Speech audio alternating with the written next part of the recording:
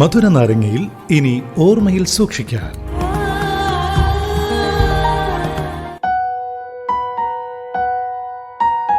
നമ്മൾ എത്രയൊക്കെ വളർന്നു വലുതായെന്ന് പറഞ്ഞു കഴിഞ്ഞാലും നമുക്ക് ഏറ്റവും അധികം നമ്മുടെ മനസ്സിൽ നിൽക്കുന്ന ഓർമ്മകൾ ഏതാണെന്നറിയോ? നമ്മുടെ കുട്ടിക്കാലത്തെ ഓർമ്മകളാണ്. മനസ്സിലായില്ലേ?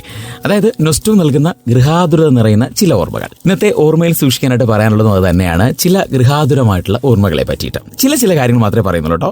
കാരണം ഓരോ എപ്പിസോഡിലും പറയാൻ ഒരുപാട് കാര്യങ്ങൾ ബാക്കിയുണ്ട് നമുക്ക്. അതിൽ ഉമിക്കരിയുടെ കാര്യം. പണ്ട് നമ്മൾ പല്ല് ക്ലീൻ ചെയ്യാൻ ഉപയോഗിച്ചിരുന്ന സംഗതിയാണ് ഉമിക്കരി അല്ലേ. രാവിലെ ഉറക്കം വേണ്ടിയിട്ട് അങ്ങോട്ടേക്ക് ഇറങ്ങി കിണറ്റിൻകരയിൽ ഒരിടത്തൊരു ഡപ്പിക്കകത്ത് എന്ത് ചെയ്യും, നമ്മുടെ ഉമിക്കരി തൂക്കിയിട്ടേക്കും. അത് എടുക്കുന്നു, കയ്യിലേക്ക് വെക്കുന്നു, ഒന്ന് പൊട്ടിക്കുന്നു, പല്ല് തേക്കുന്നു, ദെൻ ടങ് ക്ലീൻ ചെയ്ത്. എന്തുകൊണ്ടാണ്?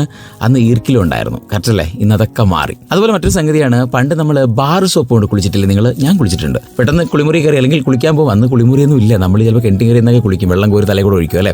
ഓടി ചെല്ലുമ്പോൾ അന്ന് അവിടെ കാണുന്നത് മിക്കവാറും വാസന സോപ്പ് ഉണ്ടാവില്ല. ഉടനെ അവിടെ എന്തിരിക്കും? ബാർ സോപ്പ് ഇരിക്കും. നമ്മളുടെ അങ്ങോട്ട് തേക്കും. കറക്റ്റ് അല്ലേ?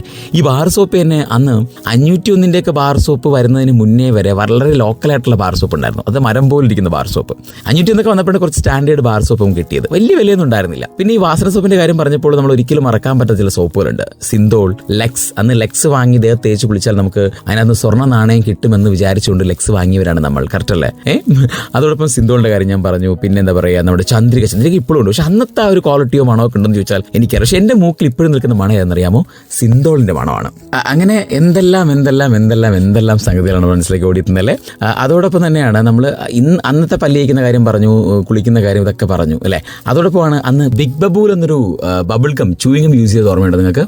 യെസ്, ബൂമർ വരുന്നതിന് മുന്നേ ഉള്ള സാധനം. അന്നത് നമ്മൾ ഊതി പെരുക്കി പൊട്ടിച്ച് അടുത്തുള്ള കൂട്ടുകാരൻ്റെ മുഖത്തൊക്കെ അത് തെറിപ്പിച്ച് അല്ലേ.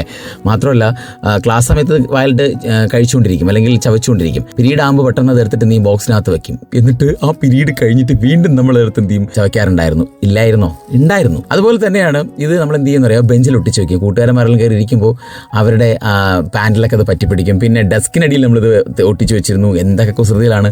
അങ്ങനെ നൊസ്റ്റു നിറഞ്ഞ കുറേയധികം സാധനങ്ങൾ കഴിഞ്ഞിട്ടില്ല കേട്ടോ. ഇന്ന് ഇത്രയും ഞാൻ പറയുന്നുള്ളൂ, എല്ലാം പറഞ്ഞു തീർക്കാൻ പറ്റില്ലല്ലോ. അപ്പോൾ ഇത് ഓർമ്മയിൽ സൂക്ഷിക്കാനെന്ന് പറഞ്ഞുകൊണ്ട് നൊസ്റ്റു നിറഞ്ഞ കുറേ സാധനങ്ങളുമായിട്ട് വീണ്ടും അടുത്ത ഓർമ്മയിൽ സൂക്ഷിക്കാൻ കേട്ടുമുട്ടാമെന്ന വിശ്വാസത്തിൽ signing off. It's me RJ Arun from radio lime with freshness in വേറെ ലെവൽ. കേൾക്കൂ റേഡിയോ ലൈമിൽ മധുര നാരങ്ങ തിങ്കൾ മുതൽ വ്യാഴം വരെ വൈകിട്ട് 5 മണി മുതൽ 7 മണി വരെ. RJ അരുണിനൊപ്പം റേഡിയോ ലൈം, UK മലയാളികളുടെ പ്രിയപ്പെട്ട റേഡിയോ സ്റ്റേഷൻ. ഇത് ഫ്രഷ്നെസ് ഇൻ വേറെ ലെവൽ.